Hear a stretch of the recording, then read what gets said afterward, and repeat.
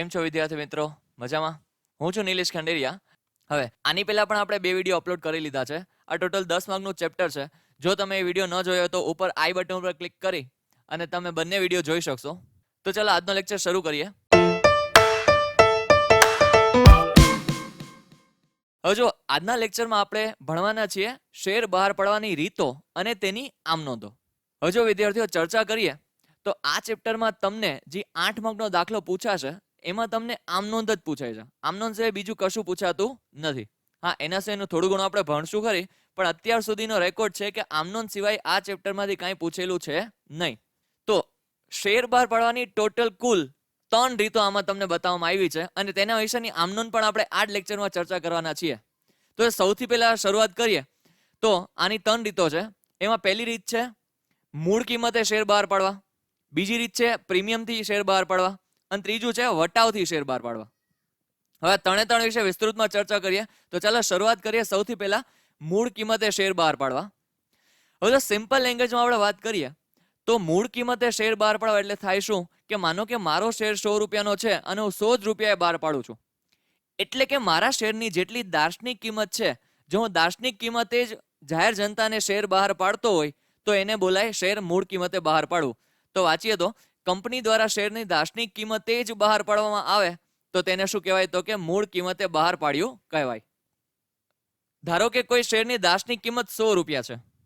દાર્શનિક કિંમત છે તેની 100 રૂપિયા અને આ શેર જો આપણે બહાર પણ 100 રૂપિયાએ પાડીએ તો આ શેર મૂળ કિંમતે બહાર પાડ્યો તેમ કહેવાય. જેમ કે દાર્શનિક કિંમત પણ 100 છે અને બહાર પાડેલી કિંમત પણ 100, એટલે કે બે ઇક્વલ હોય. બરાબર, તો આ શેર કયો કહેવાય? તો કે મૂળ કિંમતે બહાર પાડ્યો કહેવાય. તેના પછી હવે સમજીએ પહેલા બેઝિક શેર પ્રીમિયમથી બહાર પાડવો. હવે તો શેર પ્રીમિયમથી બહાર પાડવો એટલે શું? સિમ્પલ લેંગ્વેજમાં કહે તો માનો કે તમારી દાર્શનિક કિંમત કરતા જ્યારે તમે શેર વધુ કિંમતે બહાર પાડો છો ત્યારે શેર કેવી રીતના બહાર પાડ્યો કહેવાય? તો કે પ્રીમિયમથી. વાંચીએ તો કંપની દ્વારા શેરની દાર્શનિક કિંમત કરતા વધુ કિંમતે શેર બહાર પાડવામાં આવે ત્યારે તે શેર પ્રીમિયમથી બહાર પાડ્યો તેમ કહેવાય. હવે જો આમાં જોવા જાઓ તો તમે દાર્શનિક કિંમત કરતા એટલે કે 100 રૂપિયાનો શેર હોય તો 100 રૂપિયા કરતા જો તમે જેટલી પણ કિંમત વધારે લ્યો છો તેને શું બોલાય? તો કે જામીનગીરી પ્રીમિયમ. તો સમજીએ, દાર્શનિક કિંમત કરતા જે રકમ વધારે મળે છે તેને જામીનગીરી પ્રીમિયમ તરીકે ઓળખવામાં આવે છે. એટલે આપણે વધારે રૂપિયા, આમનો પ્રીમિયમ આઈટમ હોય તો વધારે રૂપિયા દેતા હોય તો આપણો પણ શેર કેવો છે? તો કે પ્રીમિયમ શેર છે. તો લોકો વધારે પ્રીમિયમ પણ આપવા રેડી થશે. એના પછી હવે સર આ જામીનગીરી પ્રીમિયમ એને આપણે આપણા નામામાં કેના તરીકે ગણશું? આવક, ખર્ચ શેના તરીકે ગણશું? તો કે એને આપણે ગણશું આવક તરીકે. અને એમાં કઈ આવક તરીકે? તો કે મૂડી આવક તરીકે આપણે એની ગણતરી કરશું. તો જામીનગીરી પ્રીમિયમને મૂડી આવક તરીકે ગણવામાં આવે છે. હવે એના પછી હવે જો તમે કંપનીના વાર્ષિક હિસાબ ભાગ બીજાનું 3જું ચેપ્ટર છે તેમાં તમે ભણશો કે કંપનીનું પાક્કું સર્વે બનાવવામાં આવે છે. હવે કંપનીના પાક્કા સર્વેમાં આ જામીનગીરી પ્રીમિયમ આપણે ક્યાં લખશું? તો ન્યા તમારે એક ફોર્મેટ યાદ રાખવું પડતું હોય છે. તો ન્યા એ ફોર્મેટ પ્રમાણે હવે જો તમને એટલી વસ્તુ તો ખબર પડી કે આ જામીનગીરી પ્રીમિયમ આપણા માટે શું છે? તો કે આવક, એટલે હોવી તો જમા બાકી જ જોઈએ. કારણ કે હંમેશા ઉપજ અને લાભ શું થતું હોય? જમા. તો આની બાકી કેવી હોવી જોઈએ? જમા જ હોવી જોઈએ. તો આને પાક્કા સરવૈયામાં જેમ આપણે મૂડી દેવા બોલીએ છીએ એમ કંપનીમાં ઇક્વિટી અને જવાબદારીઓ બોલાય છે. આપણે ભાગીદારી પેઢીમાં અથવા એકાકી પેઢીમાં કેમ મૂડી દેવા બોલીએ છીએ એમ કંપની જ્યારે વાત આવે ત્યારે એ જ સાઈડને બોલાય છે ઇક્વિટી અને જવાબદારીઓ. તો અહીં જામીનગીરી પ્રીમિયમને ઇક્વિટી બાજુ અનામત અને વધારાના મથાળા નીચે દર્શાવવામાં આવે છે. હવે અત્યારે તમે ખાલી એક MCQ તરીકે યાદ રાખી લો, કંપનીના વાર્ષિક હિસાબ જ્યારે આપણે ચેપ્ટર ભણશું ત્યારે આની ડિટેલમાં આપણે ત્યારે ચર્ચા કરશું અને ત્યાં તમને આ યાદ રહી જ જશે કન્ફર્મ. હવે આપણે એક એક્ઝામ્પલ દ્વારા સમજી લે. માનો કે જો અહીંયા તમને અનઇક્વલ દેખાય છે, કોઈ કંપનીની દાર્શનિક કિંમત ₹100 છે અને કંપનીનો શેર આપણે બહાર પાડેલી કિંમત છે 120. હવે દાર્શનિક કિંમત કેટલી છે? 100. બહાર પાડેલી કિંમત કેટલી છે? 120. બહાર પાડેલી કિંમત કેટલી છે? તો કે 120. હવે અહીં આપણે જે 100 રૂપિયા લીધા એ કોના લીધા? તો કે દાર્શનિક કિંમતના લીધા. અને 20 રૂપિયા કેના તરીકે આપણે ગણતરી કરશું? તો કે જામીનગીરી પ્રીમિયમ તરીકે. એટલે ટોટલ શેર થયો 120 રૂપિયાનો. હવે એના પછી આપણે સમજીએ શેર વટાવથી બહાર પાડવા. હવે જો શેર વટાવથી બહાર પાડવા એટલે સિમ્પલી આપણે શું આપશું? શેર ઉપર ડિસ્કાઉન્ટ આપશું. શું આપશું? ડિસ્કાઉન્ટ. એટલે કે દાર્શનિક કિંમત કરતા આ શેર ઓછા રૂપિયાએ બહાર પાડશું. તો સિમ્પલ એનો મિનિંગ એ જ થાય કે જ્યારે દાર્શનિક કિંમત કરતા ઓછી કિંમતે જ્યારે શેર બહાર પાડવામાં આવે ત્યારે જે શેર બહાર પાડવામાં આવ્યો છે તે વટાવથી બહાર પાડેલો કહેવાય. હવે અહીંયા આ તમને MCQ જ પૂછાશે. હવે ચાલો આપણે વાંચીએ. સર, તો હવે આ વટાવથી શેર બધી કંપનીઓ બહાર પાડી શકે? તો કે ના, બધી કંપનીઓ શેર બહાર પાડી શકતી નથી. હવે આપણે સમજીએ. કોઈ કંપની વટાવે શેર બહાર પાડી શકતી નથી. નોર્મલી કોઈ કંપની બહાર પાડી શકતી નથી જ્યારે તે નવી કંપની હોય. તો કે ક્યારે શેર વટાવે નથી બહાર પાડી શકતી? જો કોઈ નવી કંપની હોય તો તે શેર વટાવે ન બહાર પાડી શકે. અને બીજું, માનો કે એ પહેલી જ વખત શેર બહાર પાડતી હોય, બરાબર? માનો કે કંપની નવી નથી, બહુ જૂની ચાલે જ છે, પણ માનો કે એને જી કેટેગરીના શેર એને બહાર પાડવા છે, એના જેવા પહેલા શેર જો બહાર ન પાડ્યા હોય, જેમ કે કંપની નવી શ્રેણીના, એટલે કે માનો કે મેં 10 રૂપિયાનો કોઈ શેર પહેલા બહાર પાડ્યો હતો, પણ હવે માનો કે મારે 100 રૂપિયાનો શેર, એટલે અલગ શ્રેણીનો શેર વટાવે બહાર પાડવો છે, તો ચાલે નહીં. જે શ્રેણીના તમે પહેલા શેર બહાર પાડી લીધા છે, સેમ શ્રેણીના તમે શેર વટાવે બહાર પાડો તો ચાલે, પણ અલગ શ્રેણીના હોવા જોઈએ નહીં. એના પછી હવે સર, જેમ આપણું પ્રીમિયમ હતું એ શું હતો? ફાયદો હતો, લાભ હતો. તો વટાવ છે આપણું શું કહેવાય? તો કે નુકસાન કહેવાય. અને એ પણ કેવું નુકસાન? તો કે મૂડી નુકસાન. તો સમજીએ, શેર પર વટાવ ને મૂડી અંગેનું નુકસાન અથવા મૂડી નુકસાન ગણવામાં આવે છે. કારણ કે અલ્ટિમેટલી 100 રૂપિયાનો શેર હોય, આપણે માનો કે 90 રૂપિયા બહાર પાડીએ તો 10 રૂપિયા આપણને તો ઓછા મળ્યા. માલ દીધો 100 રૂપિયાનો, રૂપિયા મળ્યા 90, તો વટાવ આપ્યો આપણે. હવે અહીંયા જો શેર તમે વટાવે બહાર પાડો છો તો શેર વટાવનું ખાતું કંપનીએ અલગ બનાવવું પડે છે. જે આપણે ક્યાં દર્શાવશું? તો કે પાકા સરવાળામાં મિલકત બાજુ દર્શાવશું. જેમ કેમ તમે યાદ હોય તો 11માં તમે અવાસ્તવિક મિલકત કરીને એક પારિભાષિક શબ્દ ભણ્યા હતા. હવે અહીંયા આપણે એને શેના તરીકે ગણશું? તો કે અવાસ્તવિક મિલકત તરીકે. શેના તરીકે? અવાસ્તવિક મિલકત તરીકે. હવે જો દર વખતે છેલ્લે આપણે કોથળામાંથી બિલાડું કાઢીએ તો અહીંયા પણ કંપની ધારા 2013 મુજબ કલમ નંબર 53 પ્રમાણે આવા શેર કોઈ કંપની બહાર પાડી શકતી નથી. તો તમને એવું થશે, સર તો તમે શું સમજાવ્યું? આ વસ્તુ બહાર જ નથી પાડવામાં આવતી તો શું સમજાવ્યું? તો સમજીએ. હવે એક પ્રકારના શેર છે એ વટાવે ખાલી બહાર પડવાની મંજૂરી આપવામાં આવે છે. તો એ કેવા શેર? તો કે સ્વેટ ઇક્વિટી શેર. જો આપણે માત્ર સ્વેટ ઇક્વિટી શેર પર જ કંપની વટાવ આપી શકે છે, અને તે પણ માત્ર તેના કર્મચારીઓને અને ડિરેક્ટર્સને. જેમ કે સર, સ્વેટ ઇક્વિટી શેર એટલે કેવા પ્રકારના શેર? તો જ્યારે કંપની તેના શેર ખાલી તેના કર્મચારીઓને, તેના મેનેજિંગ ડિરેક્ટર્સને આટલા પૂરતા જ જો મર્યાદિત રાખતી હોય તો આ શેરને કેવા શેર કહેવામાં આવે છે? સ્વેટ ઇક્વિટી શેર, કે જે જાહેર જનતાને બહાર પાડતી નથી. હવે સર, આ કયા પ્રમાણે છે? આ હતું કલમ નંબર 53 પ્રમાણે, અને આ કંપની ધારાની કલમ નંબર 54 પ્રમાણે છે. પણ તમને આટલું બધું ડિટેલમાં પૂછવાની શક્યતાઓ ઓછી છે.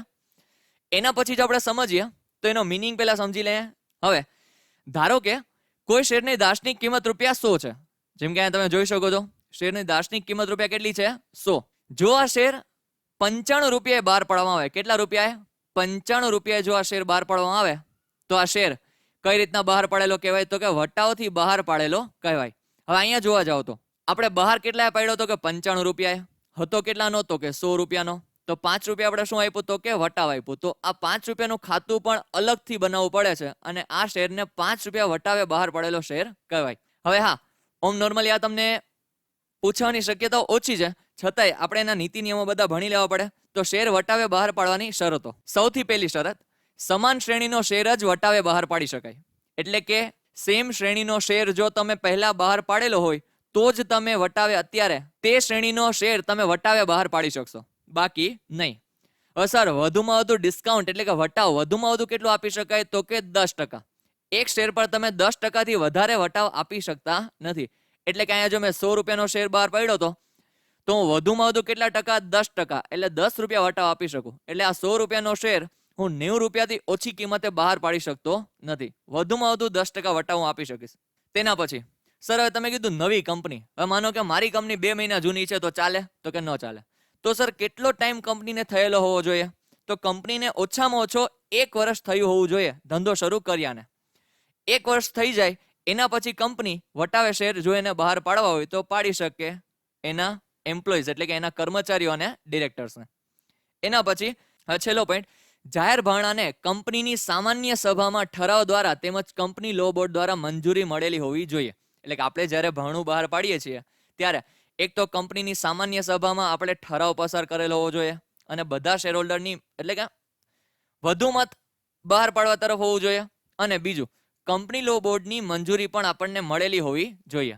એના પછી હવે આપણે એની શરૂ કરીએ કંપનીના ચોપડે શેર બહાર પાડવાની આમ નોંધ, જી આપણે દાખલામાં કરવાની છે. હવે અહીંયા આપણે મેન બેઝિક ભણશું. તો ચલો સૌથી પહેલા શરૂઆત કરીએ શેર મૂળ કિંમતે બહાર પાડવા. હવે આની પહેલા તમારે એક પ્રોસેસ યાદ રાખવી પડે. હવે પ્રોસેસ શું છે? તો કે જો જ્યારે પણ કંપની શેર બહાર પાડે ત્યારે આપણે આગળ એ વાત કરી છે કે લોકો અરજી સાથે પહેલા રૂપિયા મોકલાવે. એટલે એ વસ્તુ કન્ફર્મ છે કે હજી આપણા શેરનું ભરણું બંધ નથી થયું અને આપણી કંપનીમાં લોકો રૂપિયા ભરવા માંડ્યા હોય. એટલે અરજી વખતે જ્યારે તમે અરજીઓ મગાવો છો ત્યારે પહેલા તમને રૂપિયા મળશે. શું થશે? રૂપિયા મળશે. રૂપિયા મળે તો આપણા ધંધામાં રૂપિયા વધે. હા, અને આ બધી પ્રોસેસ થાય કોના દ્વારા? તો કે બેંક દ્વારા. કારણ કે મેં તમને કીધું હતું બેંક દ્વારા એસ્ક્રો એકાઉન્ટ એક કંપનીનું ખોલેલું હોવું જોઈએ, બાકી શેર બહાર પાડી શકતી નથી. તો આ પ્રોસેસ આખી કોના દ્વારા થશે? તો કે બેંક દ્વારા. હવે વિચાર કરો, કોઈ પણ વ્યક્તિ તમારી બેંકમાં રૂપિયા ભરે, એટલે કે શેર હોલ્ડર કંપનીના બેંકમાં રૂપિયા ભરશે તો કંપનીની બેંક બેલેન્સ શું થશે? વધશે. હવે બેંક સિલકમાં વધારો થાય તો બેંક ખાતું શું થાય? ઉધાર. તો સૌથી પહેલી આમ નોંધ, જ્યારે અરજીના રૂપિયા મળે ત્યારે બેંક ખાતે ઉધાર, તે શેર અરજી ખાતે. હવે બેંક ખાતે ઉધાર તો તમને સમજાણું હશે. હવે સર સમજીએ શેર અરજી ખાતે ઉધાર કેમ. હવે અહીંયા હવે લોકો અત્યારે રૂપિયા ભરવા માંડ્યા પણ આપણે એ લોકોને સામે હજી સુધી શેર આપ્યા નથી. એટલે કે આ અરજી ખાતું છે ને એ ટેમ્પરરી ખાતું છે, હમણાં બંધ થઈ જશે નેક્સ્ટ આમનોંધમાં જ. પણ આપણે સમજીએ સર કે અરજી ખાતું જમા શું કામે ને કર્યું, ઉધાર શું કામે ને અહીંયા ન કર્યું. હવે વિચાર કરો, હવે આને આપણે એક સિચ્યુએશન દ્વારા સમજીએ. માનો કે તમને અત્યારે હું એક વસ્તુ કહું છું કે મારી પાસે વસ્તુ આવવાની છે જોરદાર, લેવી હોય તો અત્યારે એડવાન્સમાં બુકિંગ ચાલુ છે, કરાવી દેજો. હવે તમે એ વસ્તુ છે 100 રૂપિયાની, તમે મને 100 રૂપિયા આપી ગયા પણ હજી સુધી વસ્તુ મેં તમને આપી નથી. તો જ્યાં સુધી હું તમને એ વસ્તુ નથી આપી દેતો ત્યાં સુધી તમે મારા લેણદાર, એટલે કે ભાઈ તમે મારી પાસે 100 રૂપિયા માંગો કે નહીં? હા કે ના? તો કે હા. હવે અહીંયા તમે મારી પાસે 100 રૂપિયા માંગો છો તો તમારું ખાતું મારા ચોપડે શું બોલતું હશે? જમા. તો શેર અરજી એવી જ રીતના છે કે લોકોએ રૂપિયા તો ભરી દીધા પણ આપણે હજી સુધી એ લોકોને સામે શેર આપ્યા નથી. એટલા માટે આ રૂપિયા કોના છે? તો કે અરજીના. એટલે કે અહીંયા શેર અરજી ખાતું શું કરવામાં આવે છે? જમા. શું કામ એને? કારણ કે એ લોકોએ રૂપિયા ભરી દીધા છે, આપણે એ લોકોને શેર આપ્યા નથી. એટલે આપણે ટેમ્પરરી ખાતું બનાવ્યું. અહીંયા અલ્ટિમેટલી આને આપણે અત્યારે લેણદાર તરીકે ગણીએ છીએ. તો અહીંયા પેલું બેંક ખાતે ઉધાર, તે શેર અરજી ખાતે. સર કેટલા રૂપિયા? તો કે તમારા જેટલા પણ શેરની અરજી તમને મળી છે ગુણ્યા શેર દીઠ તમે અરજીની રકમ કેટલી મગાવો છો તે. અને બાબત છે, હા અહીંયા તમને સમજાવી દઉં છું પણ બાબત છે હું જ્યારે દાખલાઓ ગણીશ ત્યારે એમાં લખવાનો નથી. સિમ્પલી આવી જ રીતના ફોર્મેટ તમારે કરવાનું છે કે ભાઈ માનો કે 1 લાખ શેર પર શેર દીઠ રૂપિયા 2 લેખે અરજીના નાણાં મગાવ્યા. જેટલો અરજીના રૂપિયા હોય તમારે અહીંયા લખવાના અને જેટલા શેર હોય તમારે અહીંયા લખવાના. બસ બાબત જેમાં આટલું જ કરવાનું છે. હા, પણ લખવી ફરજિયાત છે. એના પછી સર હવે શું થશે? તો કે બીજી આમનોંધમાં આપણે એ લોકોને સામે શેર આપશું. તો સિમ્પલી આ કેવું ખાતું છે? તો કે ટેમ્પરરી ખાતું છે. હવે અહીંયા આપણે એ લોકોને શેર આપ્યા નથી એટલા માટે અહીંયા ખાતું શું થયું? જમા. તો સિમ્પલી વિચારો ઓલું એક્ઝામ્પલ, એક વસ્તુ 100 રૂપિયા. હવે માનો કે હું તમને વસ્તુ આપી દઉં તો હવે થોડી તમે મારી પાસે પૈસા માંગશો. તો અહીંયા પણ આપણે એ લોકોને શેર આપી દઈએ એટલે આ શેર અરજી ખાતું શું થઈ જશે? સિમ્પલી બંધ. એટલે કે જ્યારે શેર અરજીના નાણાં મૂડી ખાતે લઈ જવામાં આવે ત્યારે આમ નોંધ થાય શેર અરજી ખાતે ઉધાર, તે શેર મૂડી ખાતે. શું સિમ્પલી આમ નોંધ થાય? શેર અરજી ખાતે ઉધાર, તે શેર મૂડી ખાતે. અહીંયા સર કેટલી રકમ? તો કે શેર અરજીની સંખ્યા ગુણ્યા શેર દીઠ અરજીની રકમ. જેટલી રકમ અહીંયા છે એટલી. હા, ઘણીવાર એવું થશે કે અરજીઓ વધારે આવે તો આપણે વધારાની અરજીઓ નામંજૂર કરવી પડે, જેને આપણે રૂપિયા પાછા આપી દેવા પડે, જે આપણે આના પછીની આમનોંધમાં સમજીએ છીએ. હવે અહીંયા સર આ શેર મૂડી, હાલો અરજી ખાતું ઉધારી તો સમજાણું, ટેમ્પરરી ખાતું છે. અહીંયા જમા થયું છે તો અહીંયા શું થશે? ઉધાર. એટલે આ જો ખાતું થઈ ગયું અહીંયા બંધ. હવે શેર મૂડી ખાતું જમા જ થાય એનું કારણ હવે સિમ્પલી વિચાર કરો, મૂડી વધે તો જમા, ઘટે તો ઉધાર. હવે અહીંયા સિમ્પલી શું થાય છે? તો કે કંપનીની મૂડી એના જ શેર હોલ્ડર એટલે કે એના માલિકો, અલ્ટિમેટલી ઇક્વિટી શેર હોલ્ડરો છે એના શું છે? માલિકો છે. તો માલિકો પોતાના ધંધામાં એટલે કે શેર હોલ્ડરો કંપનીના ધંધામાં રૂપિયા લાવે છે તો એ પહેલા તો મૂડી કહેવાય, એટલું સમજાય. તો અહીંયા કંપની છે અને આ શેર હોલ્ડરોની મૂડી છે એટલા માટે શું અહીંયા થાય છે? શેર મૂડી. હવે અહીંયા કંપનીની મૂડી શું થાય છે? તો કે વધે છે. શું થાય છે? વધે છે એટલે મૂડી ખાતું શું થયું? જમા. એટલા માટે અહીંયા મૂડી ખાતું થયું જમા. હા, તમને દાખલામાં વધારે ક્લિયર થશે, પણ અત્યારે આમનોનના ફોર્મેટ ખાલી યાદ રાખી લેજો. હવે જો અહીંયા એક વસ્તુ યાદ રાખજો કે દરેક વસ્તુ, માનો કે અરજીની 2 આમ નોંધ થશે, મંજૂરીની 2 આમ નોંધ થશે, અને દરેક હપ્તાની પણ કેટલી આમ નોંધ થશે? તો કે 2 આમ નોંધ. તો અહીંયા અરજીની 2 આમ નોંધ આપણે ભણ્યા. તો પેલા આપણે એ વસ્તુ સમજી લઈએ કે જ્યારે વધારે અરજી આવી જાય ત્યારે આપણે અરજીઓ શું કરશું? તો કે રદ કરશું. તો અરજીઓ જ્યારે રદ કરીએ ત્યારે શું થાય? તો કે જેટલી અરજીઓ આપણે નામંજૂર કરી છે એ લોકોને આપણે શેર તો આપ્યા નથી, તો એ લોકોને એના પૈસા તો પાછા આપી દેવા પડે કે નહીં? તો આપણે એ લોકોના પૈસા પાછા આપશું એટલે આપણી બેંક બેલેન્સ એટલે કે બેંક સિલક શું થશે? ઘટશે. હવે બેંક સિલક વધે ત્યારે શું થયું હતું? તો કે ઉધાર. તો ઘટે ત્યારે શું થાય? તો કે જમા. તો અહીંયા સિમ્પલી આમનો એમ જ થાય, શેર અરજી ખાતે ઉધાર તે બેંક ખાતે. કારણ કે જો વધારાની અરજીઓ અહીંયા જ આપણે હમણાં જે પેલી આમનો ભણ્યા એમાં અરજી ખાતું જમા થયું હતું, તો એ ખાતું બંધ તો કરવું પડશે કે નહીં? તો અહીંયા શેર અરજી ખાતે ઉધાર તે બેંક ખાતે. સિમ્પલ એવી વસ્તુ, માનો કે તમે મને 100 રૂપિયા આપ્યા, હવે વસ્તુ મારે તમને આપવી નથી, તો મારે 100 રૂપિયા તો તમારે પાછા આપવા પડે કે નહીં ઓલી વસ્તુ સામે? તો બસ સિમ્પલી જેને આપણે શેર નથી આપી શક્યા એ લોકોને આપણે એના પૈસા પાછા પરત કરી દઈએ છીએ. તો અહીંયા કેટલા રૂપિયા સર? તો કે નામંજૂર કરેલી અરજીઓ ગુણ્યા શેર દીઠ અરજીની રકમ જેટલી હોય ગુણાકાર કરીને આપી દેવાના. સર અહીં સુધી તમને સમજાય છે? હવે હા, તમે બીજી અને ત્રીજી આમનોન એક સાથે પણ કરી શકો છો. એટલે કે એક જ આમનોનમાં તમે રૂપિયા પાછા આપી દો, એટલે કે શેર અરજી ખાતું ઉધાર કુલ રકમથી કરી નાખો, અને આજે આપણે બીજી આમનોન ભણ્યા એમાં બેંક ખાતું જમા કરી નાખો. એ પણ આપણે જ્યારે દાખલા ગણશું ત્યારે આપણે એમાં સમજશું. હવે આપણે અત્યારે વધ્યા હવે મંજૂરીના રૂપિયા. હવે જો પેલા તો એવું હતું કે ભાઈ લોકો પેલા અરજી સાથે રૂપિયા ભરતા હતા. હવે કઈ લોકોને એમ ખબર થોડી હશે કે ભાઈ હવે કંપનીને રૂપિયાની જરૂર પડી છે. તો હવે મંજૂરી વખતે શું કરવું પડશે? તો કે પેલા કંપનીએ એના શેર હોલ્ડરો પાસેથી રૂપિયા મગાવવા પડે, પછી એ લોકો રૂપિયા ભરે. એટલે કે 2-3 દિવસનો ટાઈમ રાખવામાં આવે, બરાબર? પેલા કંપની રૂપિયા મગાવશે, પછી લોકો રૂપિયા ભરશે. તો અહીંયા જ્યારે મંજૂરીના રૂપિયા મગાવવામાં આવે ત્યારે એની આમનોન આપણે ભણીએ. હવે સિમ્પલી એની આમનોન થશે શેર મંજૂરી ખાતે ઉધાર તે શેર મૂડી ખાતે. હા સર, મંજૂરી ખાતું ઉધાર શું કામ એને? તો કે જો હવે શું થાય છે? તો કે આપણે શેર હોલ્ડરો પાસેથી રૂપિયા માગીએ છીએ, એટલે કે આપણા શું છે અત્યારે લેણા, જ્યાં સુધી લોકો ભરતા નથી ત્યાં સુધી. તો તમારા લેણા શું થાય? હંમેશા ઉધાર. તો અહીંયા શેર મંજૂરી ખાતું શું થાય છે? ઉધાર તે શેર મૂડી ખાતે. કારણ કે જો કંપનીની મૂડી શું થશે? વધશે, એ લોકો રૂપિયા ભરી દેશે ત્યારે. તો અત્યારે શેર મંજૂરી ખાતે આપણે કરીએ છીએ ઉધાર, કારણ કે આપણા શું છે? લેણા. અને કંપનીની મૂડી શું થાય છે? તો કે વધે છે, કારણ કે લોકો રૂપિયા લઈ આવશે તો મૂડી શું થશે? વધશે. તો શેર મંજૂરી ખાતે ઉધાર તે શેર મૂડી ખાતે.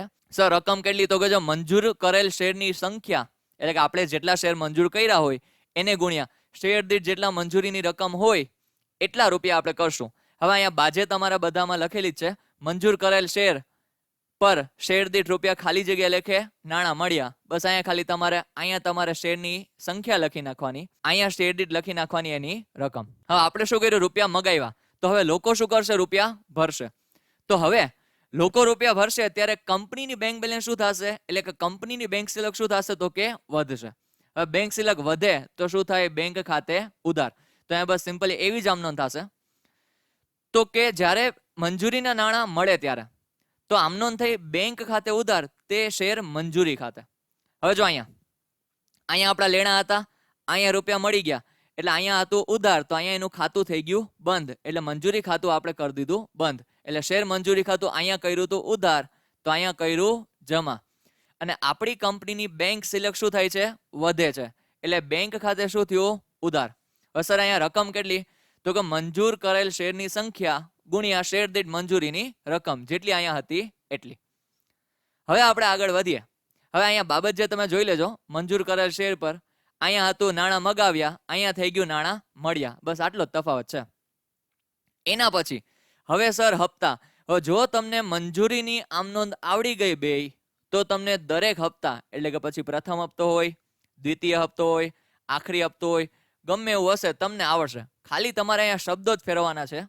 અહીંયા છે મંજૂરી, તો ન્યા શબ્દો ઉપયોગ કરવાનો છે હપ્તો, જીને નામ આપ્યું હોય એ. તો જોઈ લઈએ. જો હવેના દરેક હપ્તામાં શું થશે? તો કે પેલા કંપનીએ રૂપિયા મગાવવા પડશે, પછી લોકો રૂપિયા ભરશે. તો અહીંયા પણ આપણે માનો કે પેલા કંપનીના પ્રથમ હપ્તાના રૂપિયા મગાવશું. હવે મગાવવાની આમ નોંધ તમને આવડી જ ગઈ છે. અહીંયા શું થશે તો કે શેર પ્રથમ હપ્તા ખાતે ઉધાર તે શેર મૂડી ખાતે, જેવું આપણે મંજૂરીમાં કર્યું એમ જ. રૂપિયા આપણે કોના માગીએ છીએ તો કે પ્રથમ હપ્તાના, એટલે આપણા શું થઈ ગયા કંપનીના લેણા. હવે લેણા થયા તો લેણા ખાતું હંમેશા શું થાય તો કે ઉધાર. તો અહીંયા આપણે કર્યું શેર પ્રથમ હપ્તા ખાતે ઉધાર તે શેર મૂડી ખાતે. હવે સર અહીંયા રકમ કેટલી તો કે આપણે જેટલા શેર મંજૂર કર્યા છે એને ગુણ્યા શેર દીઠ પ્રથમ હપ્તાની રકમ. હવે અહીંયા પણ મંજૂર કરેલ શેર પર અહીંયા શેરની સંખ્યા, અહીંયા શેર દીઠ રકમ રૂપિયા, પ્રથમ હપ્તાના નાણાં મગાવ્યા. બાબત જે સાવ સરળ છે. એના પછી લોકો શું કરશે? રૂપિયા ભરશે. હવે લોકો રૂપિયા ભરશે પ્રથમ હપ્તાના, એટલે કંપનીની બેંક સિલક શું થશે તો કે વધશે. હવે બેંક સિલક વધે તો શું થાય? ઉધાર. હવે એ લોકોએ કોના રિલેટેડ રૂપિયા ભર્યા તો કે પ્રથમ હપ્તા રિલેટેડ. તો પ્રથમ હપ્તા ખાતું શું થશે તો કે જમા. તો અહીંયા હવે આપણે આમનોન જોઈ લઈએ. આમનોન સિમ્પલ એમ જ થશે ભરવાની તો કે બેંક ખાતે ઉધાર તે શેર પ્રથમ હપ્તા ખાતે. જે આપણે મંજૂરીમાં એ લોકો નાણાં ભરતા હતા એના જેવી જ આમનોન છે. એટલે જ કીધું હતું મંજૂરીની જો આમનોંધ આવડી ગઈ તો પ્રથમ હપ્તાની એ તમને આવડે જ છે. સિમ્પલ આમનોંધ બેંક ખાતે ઉધાર તે શેર પ્રથમ હપ્તા ખાતે. હવે ગમે એ હપ્તો હોય, અહીંયા માનો કે છેલ્લા હપ્તા શબ્દ વાપર્યો તો અહીંયા માનો કે છેલ્લા હપ્તા શબ્દ વાપર્યો તો અહીંયા પ્રથમની જગ્યાએ શું આવશે? છેલ્લા. જો દ્વિતીય હોય તો પ્રથમની જગ્યાએ શું આવશે? દ્વિતીય. તો હવે અહીંયા આપણે માનો કે હજી એક હપ્તાનું ભણી લે. માનો કે દ્વિતીય હપ્તો મગાવીએ ત્યારે તો આમનો શું થાય તો કે શેર દ્વિતીય હપ્તા ખાતે ઉધાર તે શેર મૂડી ખાતે. સિમ્પલી પહેલા રૂપિયા આપણે મગાવીએ છીએ તો આપણા શું થયા? લેણા. એટલે શેર દ્વિતીય હપ્તા ખાતે ઉધાર તે ઇક્વિટી શેર મૂડી ખાતે. અને અહીંયા પર રકમ સેમ, બાબત જે પણ સેમ, ખાલી દ્વિતીય અહીંયા શબ્દ ફર્યો. હવે લોકો શું કરશે? રૂપિયા ભરશે. હવે લોકો રૂપિયા ભરશે એટલે બેંક સિલક શું થશે? વધશે.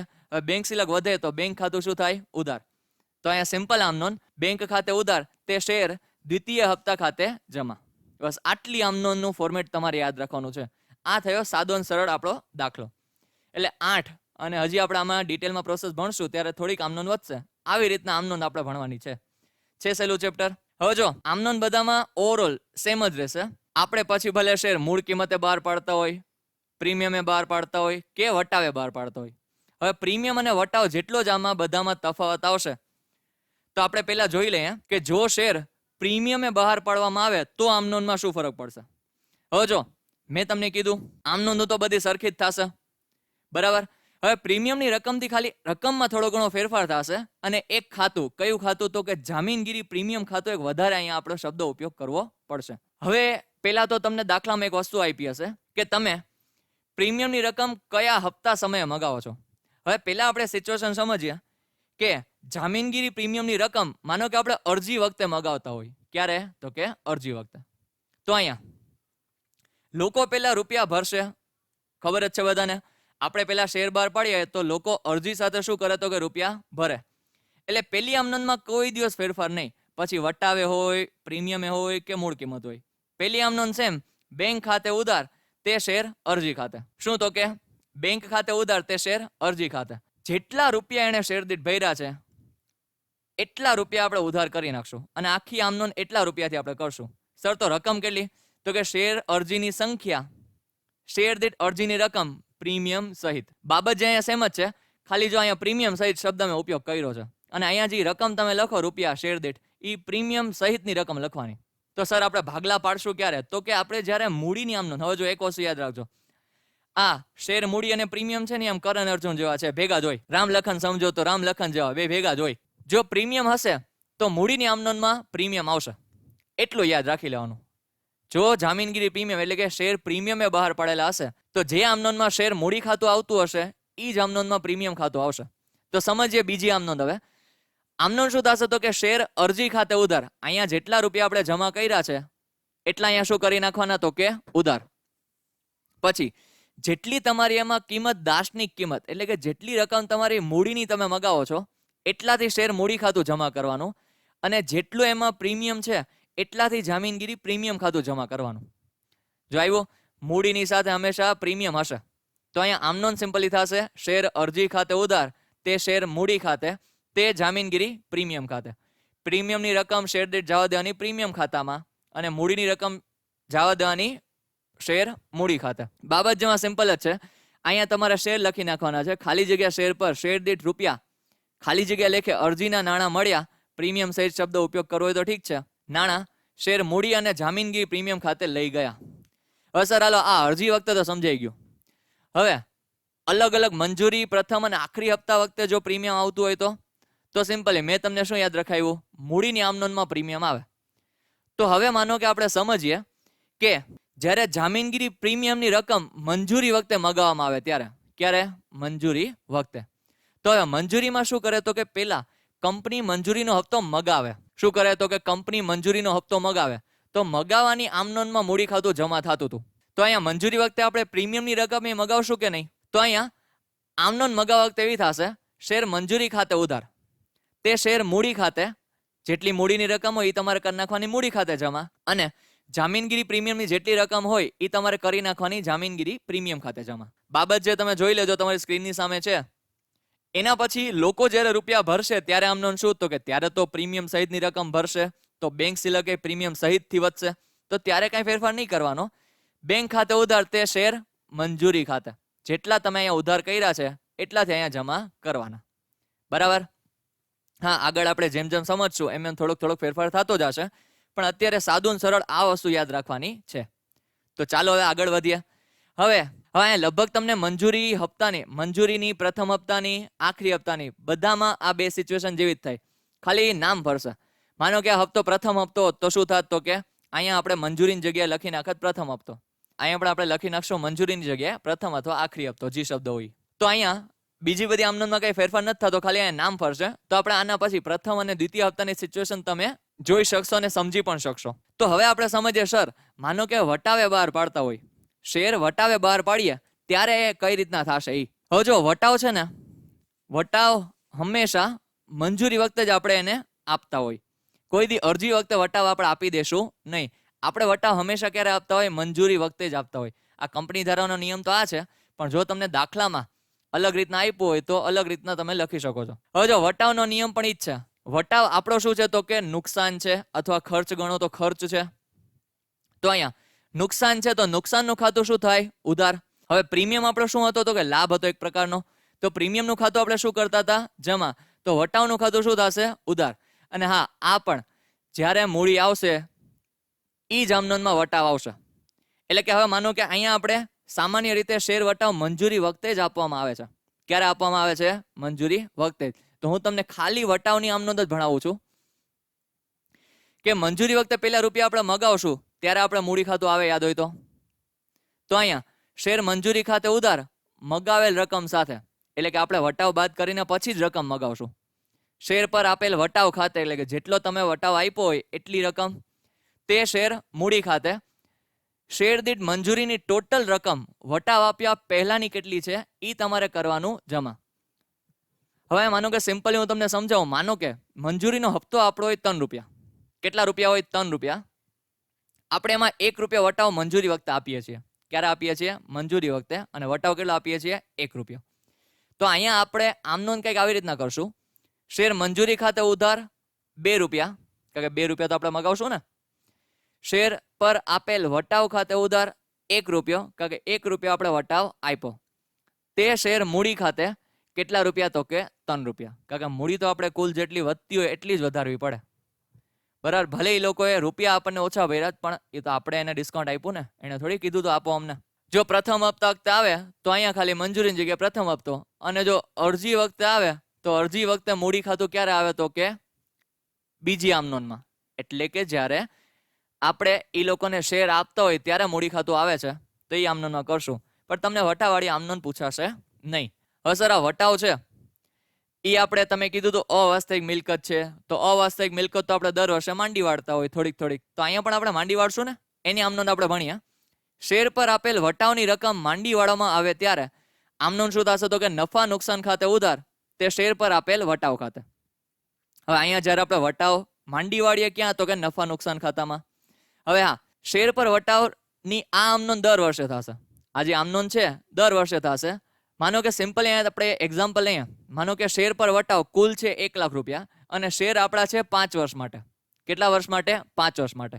તો 1 લાખ ભાગ્યા 5 કરો તો કેટલા આવે? 20,000 રૂપિયા. તો 5 વર્ષ સુધી આપણે આ આમ નોંધ 20,000 થી પસાર કરશું. તો 5 વર્ષ સુધી આપણે આ આમ નોંધ 20,000 થી પસાર કરશું. શું? તો કે નફા નુકસાન ખાતે ઉધાર તે શેર પર આપેલ વટાવ ખાતે જમા. કેટલા રૂપિયા? 20,000. 5 વર્ષ સુધી. હવે બાબત જે સિમ્પલી વટાવની રકમ નફા નુકસાન ખાતે માંડી વાળી. બસ આટલું. હવે અહીંયા આપણો લેક્ચર થાય છે કમ્પ્લીટ. ચલો, thank you for watching this video. તમારા વિડીયોનો બેસ્ટ પાર્ટ જે તમને લાગ્યો હોય એ કમેન્ટ કરો, અને જો તમને કંઈ ક્વેરી હોય તો એ પણ કમેન્ટ કરો. 2 ક્વેશ્ચન આન્સર તમારે કમેન્ટમાં આપવાના છે મને. પહેલો ક્વેશ્ચન એ કે જ્યારે કંપની શેર બહાર પાડે અને લોકો અરજીના રૂપિયા ભરે કંપનીમાં, એ એક આમ નોંધ તમે નીચે કમેન્ટમાં લખજો. અને બીજું પ્રીમિયમ છે એ કોની સાથે આવશે એ એક કમેન્ટમાં લખજો. બસ આટલું તમે કમેન્ટ કરજો. અને લાઈક કરો આ વિડીયોને, શેર કરો તમારા બધા મિત્રો સાથે, જેથી બધા લોકોને આવો લાભ, જ્ઞાનનો લાભ મળતો રહે. અને સબસ્ક્રાઇબ કરો આ ચેનલને જો તમે ચેનલ ઉપર નવા છો તો. Till then, thank you, take care, bye bye.